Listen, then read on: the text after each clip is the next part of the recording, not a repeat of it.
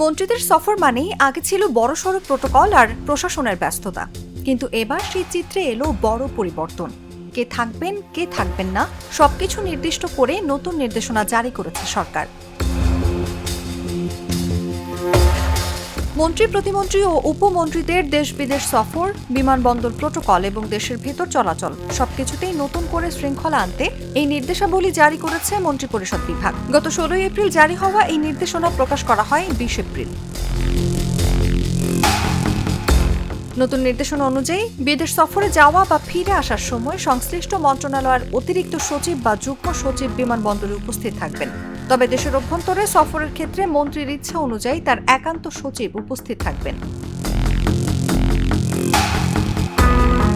জেলা পর্যায়ে সফরের সময় জেলা প্রশাসক ও পুলিশ সুপার অভ্যর্থনা জানাতে পারেন, তবে তাদের নিজেদের সরকারি কাজ বাতিল করার বাধ্যবাধকতা নেই। প্রয়োজন হলে অতিরিক্ত জেলা প্রশাসক বা অতিরিক্ত পুলিশ সুপার এই দায়িত্ব পালন করবেন।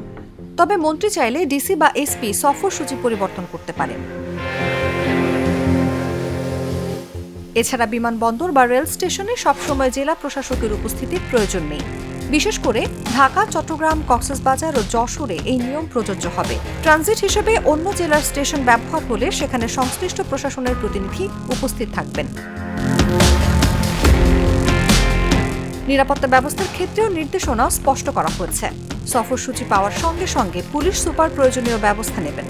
রেল ভ্রমণের ক্ষেত্রে সংশ্লিষ্ট রুটের সব স্টেশনকে আগে থেকেই অবহিত করা হবে এবং গুরুত্বপূর্ণ স্টেশনগুলোতে পুলিশ সদস্য উপস্থিত থাকবেন।